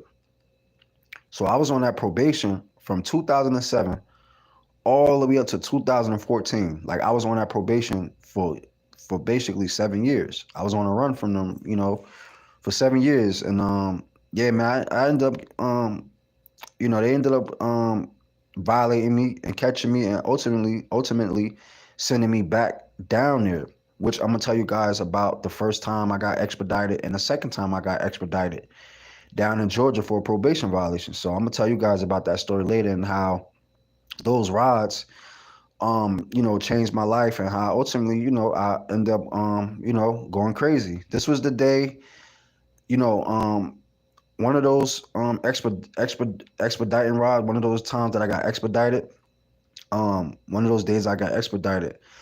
I end up losing my mind, which I'm gonna talk about that another time and another story and another story time. But yeah, one of those expedition rides down there, I end up losing my mind, bro. So anyway, yeah, man, man, that's my story time. I'm related to Tommie Lee, from Love and Hip Hop Atlanta. You know what I'm saying? Back in the day, we was jugging and finessing. You know what I'm saying? I ended up getting caught, locked up, going on probation, going on a run. And the year after I finished the probation, that next year, Tommie came walk across the screen on Love and Hip Hop Atlanta. So yeah, y'all, my life is crazy. You know what I'm saying? That's my life. And yeah, man, I thank y'all for tuning in tonight. And make sure y'all like this video, man. Run this video back. If y'all want to watch this video again.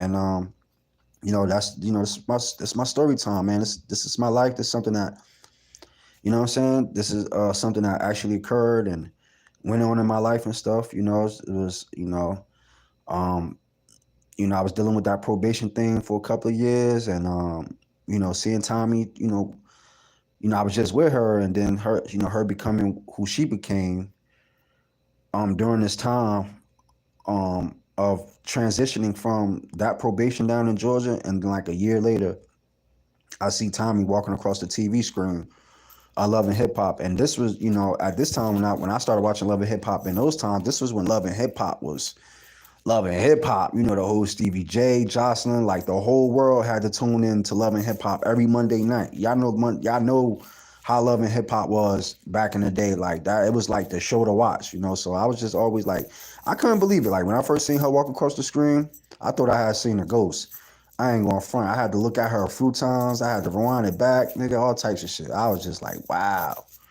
But the year before that, like I said, Fetty Wap was blowing up. So it was that whole thing going. And then once Tommie made it, oh, you know what I mean? And then, I ended up finding myself in 2016. And I've been pretty much on this whole Young Marty thing for a couple of years, ever since 2016, 2017. And then I think in 2018, that's when I started blogging. That's when I started doing YouTube. And I've been doing that ever since. So like I said, I just want to thank you guys for tuning into my channel, tuning into my story time. Yes, I was arrested. I was locked up in Georgia, boosting with my cousin Tommie Lee. I ended up getting caught. She didn't. I didn't tell. I didn't rat. You know what I'm saying? I didn't snitch on her. And she knows that. You know what I'm saying? But, you know what I mean? In these days and times, life is just different. Times is different. And, I had a fallout with Tommie, when we ran back into each other in the future, via Instagram, whatever. And, we had some, I said some things and she ended up blocking me or whatever. But, her mother followed me on Instagram. I follow her mom. I follow my Aunt Samantha and I follow her daughter as well. But yeah, man, I just wanted to share that with y'all, share that, story time with you guys. I hope you liked it. You know what I mean? Just something that, it's a learning experience. It's just, it's just something that occurred, what I mean? This is what happened and this is what it is, what I mean? And it is what it is, and that's my story. And it is what it is, Shout out to Tommie, shout out to my Aunt Samantha, shout out to Tyan, Yanni, Doobie, the twins, shout out to Versace, shout out to my Aunt Samantha, other two kids, shout out to Meek, Henri, shout out to Angie, shout out to my aunt's sister, the one that's from Connecticut. Her dog bit me back in 1996 on my lip. I had to go get stitches and shit. My mother and my Aunt Samantha had to take me to the hospital out there in Newark to go get stitches and shit. Yeah, man, I've been through all types of shit. So shout out to them, man. I love them. You know what I mean? Maybe me and Tommie one day could, like, I guess, it's all the past and everything. It's, it happened before, but, who knows, man? Maybe we could sit down and actually, talk about, just talk about things, talk about what happened, talk about that particular situation. I mean, that's what I wanted to do. I did bring that to her attention, but I guess Tommie felt like because of where she was at in life and she was already successful and made it, I guess she felt like, and because I'm her cousin or we cousins or whatever the case may be, I guess Tommie wanted to leave it in the past or whatever. But whatever, I didn't felt like that. I felt different. You know what I mean? I thought differently about the scenario and the situation. And I just wanted to talk about it, and she didn't, and we ended up bumping heads. And Tommie, ended up blocking me on Instagram and stuff. So, like I said, man, you know what I mean. Yeah, man. Shout out to our history, man. Shout out to God, man, for writing this story and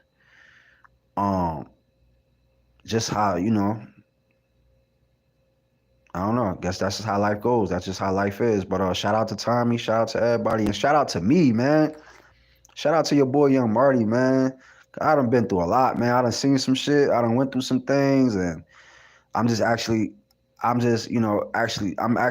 that I have a way to tell these stories and tell,